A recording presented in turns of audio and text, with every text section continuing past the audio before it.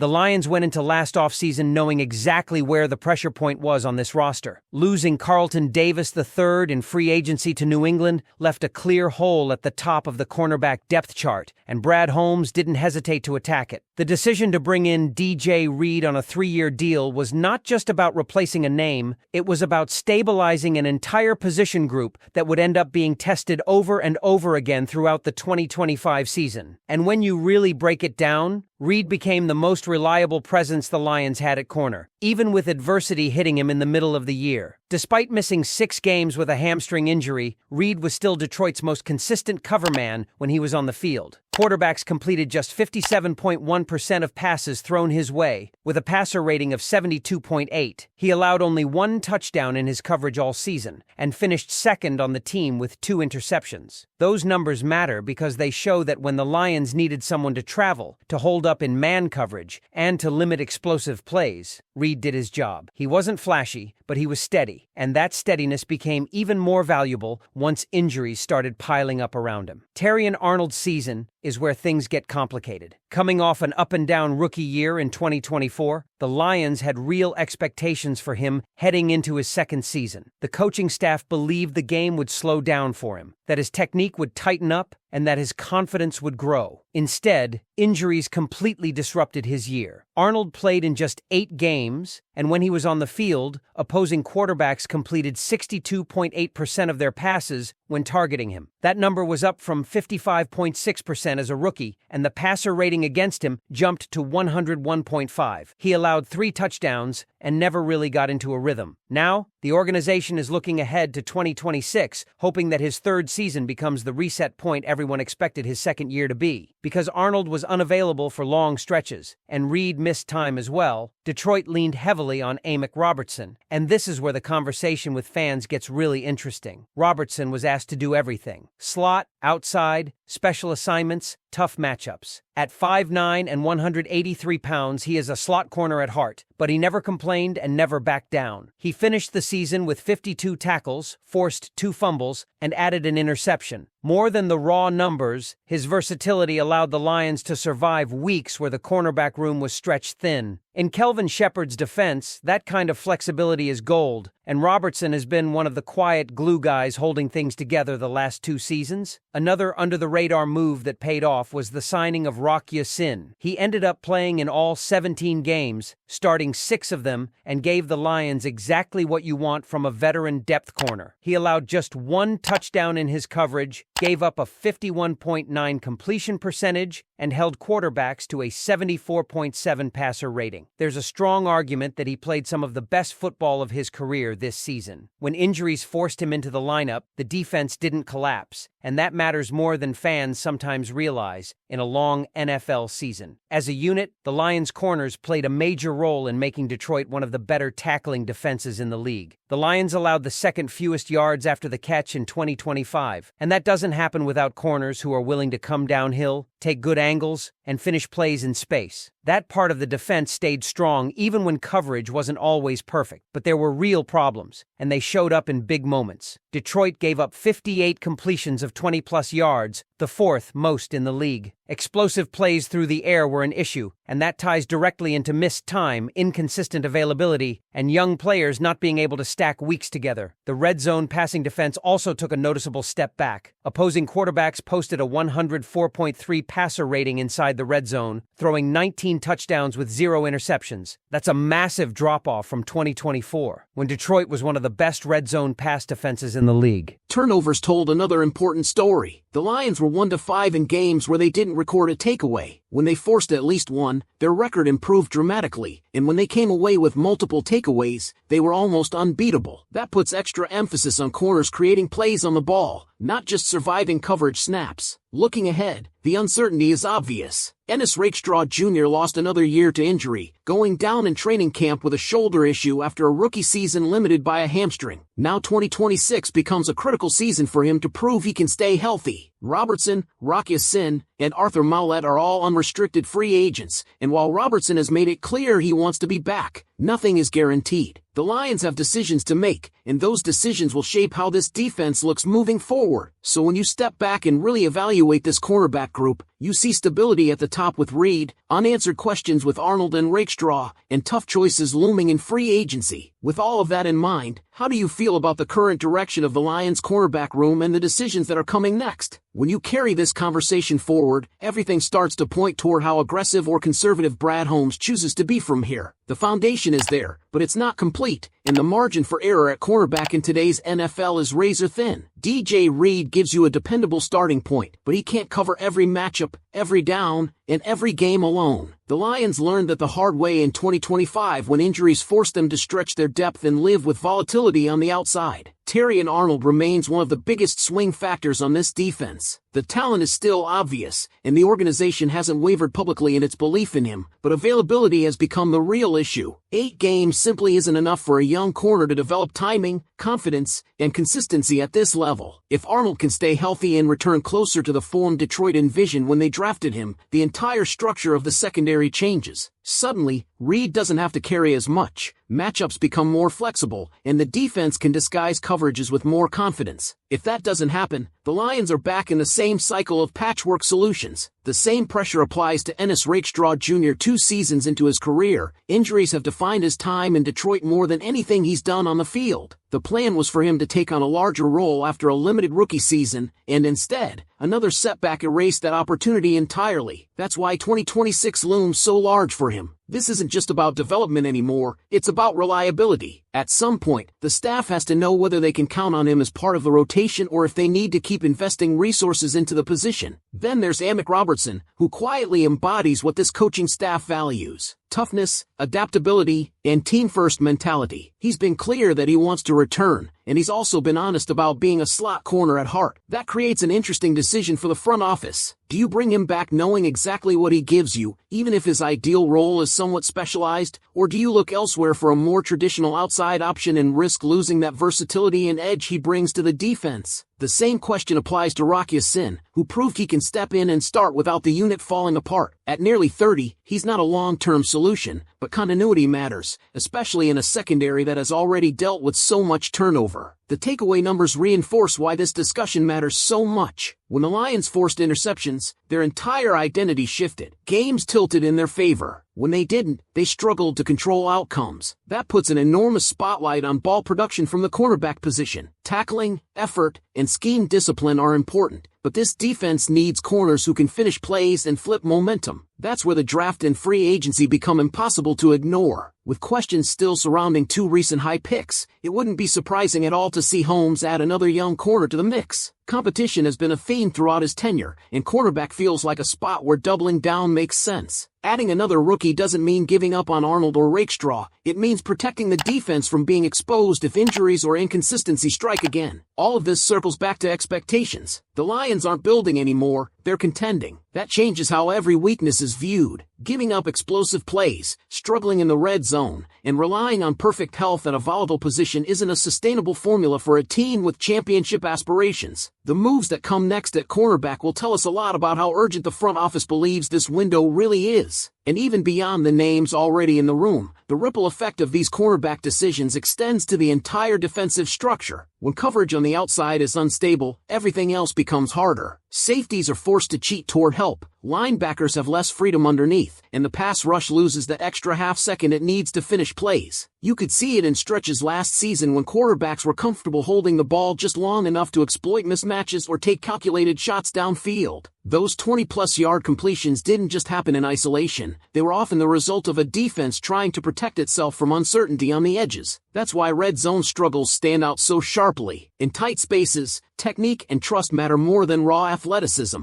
In 2024, the Lions thrived there because coverage assignments were cleaner and quarterbacks were baited into mistakes. In 2025, that edge disappeared. 19 red zone passing touchdowns with 0 interceptions isn't just a statistical dip, it's a sign that opposing offenses felt comfortable with what they were seeing. That comfort is something this coaching staff will be determined to eliminate. There's also a leadership component that can't be overlooked. Losing Carlton Davis III didn't just remove a starter, it removed a veteran voice from the room. Reed stepped into that void on the field, but injuries limited how consistently he could anchor the group week to week. That puts added pressure on younger players to grow up fast, and when injuries disrupt that process, development stalls. The Lions are now at a crossroads where they must decide whether internal growth is enough or whether external reinforcements are necessary to steady the room. What makes this moment so critical is timing. The rest of the roster is built to win now. Offensive firepower, trench play, overall depth, those boxes are largely checked. Cornerback remains one of the few areas where uncertainty can swing outcomes against top-tier opponents. Brad Holmes has shown patience in the past, but he's also shown he won't hesitate to act when a weakness threatens the bigger picture. Whether that action comes through re-signing familiar faces, injecting new competition, or reshaping roles internally will define how confident this defense can be moving forward. For fans, this is where projection meets reality. It's easy to focus on what went wrong, but it's just as important to recognize that the pieces are there for improvement. Health alone could change the narrative. Growth from young players could flip weaknesses into strengths. Smart retention of proven veterans could stabilize everything in between. The question is how many of those variables the Lions are willing to leave to chance. And this is where the conversation naturally shifts from evaluation to expectation. Because once you've identified the cracks, the next step is asking how much tolerance a contending team should have for them. The Lions have reached a stage where potential at cornerback is no longer enough on its own. Potential has to turn into production, and production has to show up when the games tighten late in the season against quarterbacks who will attack any hesitation or mismatch without mercy. One of the quiet challenges for this group is continuity. Injuries prevented the secondary from developing rhythm, and rhythm matters more than fans often realize. Communication on the back end isn't built overnight. It's built through reps, through shared mistakes, and through learning how each player reacts in stressful situations. When the lineup keeps changing, those instincts never fully lock in. That showed up at times when coverage rules broke down, when help arrived a step late, or when leverage wasn't quite right on deep throws. There's also the mental side of playing cornerback in a defense that values physicality. Detroit asks its corners to tackle, to support the run, and to challenge receivers at the line. That style creates toughness, but it also demands confidence. When a corner is thinking instead of reacting, explosive plays happen. That's part of the growing pain for young players like Arnold, and it's why veteran stability carries so much weight in this scheme. Looking forward, the Lions are in a position where they don't need to overhaul the room, but they do need to sharpen it. That could mean redefining roles, where certain players are protected from being overexposed. It could mean leaning into competition, forcing young corners to earn snaps rather than being handed opportunities. And it could mean acknowledging that depth isn't a luxury anymore, it's a requirement for a team with postseason expectations. What makes this situation compelling is that it's not hopeless, and it's not solved. It's balanced on a knife edge. A healthy offseason, smarter usage, and the right decisions on who stays and who goes could turn this into a strength. Miss on those decisions, and the same issues will resurface when the stakes are highest. That's why this topic matters so much right now. Cornerback play doesn't just influence stats, it influences confidence, play calling, and how aggressive the entire defense can be. The Lions know this. The coaching staff knows this, and the front office knows this. And as this conversation keeps unfolding, what stands out most is how small the margins truly are at this position. Cornerback is where confidence can swing week to week, sometimes snap to snap. One clean pass breakup can change how a quarterback tests you for the rest of the game. One missed assignment can flip momentum instantly. That's why the Lions' internal evaluation of this group will go far deeper than box scores or season-long rankings. They'll be dissecting situational football, third downs, red zone snaps, late-game drives, and how each corner responded when offenses deliberately went after them. Another layer to this is how the coaching staff adjusts its approach. With more stability outside, Detroit can be more aggressive up front, dial up pressure, and trust that coverage will hold long enough. When that trust isn't there, play calling becomes more conservative, and that can dull the edge of an otherwise attacking defense. The 2025 season showed flashes of what this unit can be when everything clicks, but it also exposed how quickly things can unravel when injuries and inconsistency collide. The encouraging part for fans is that none of these issues are unsolvable. Health is the biggest variable, and it's also the hardest to predict. But development, depth, and decision-making are within the organization's control. The Lions don't need miracles from their quarterbacks. They need dependability, availability, and timely plays on the ball. If they get that, the entire defense looks different. This is why the coming months matter so much. Every contract decision, every snap allocation, every addition to the room sends a message about urgency and belief. The Lions are no longer asking if they can compete. They're asking how to remove the few remaining obstacles between them and sustained success. Cornerback is one of those obstacles,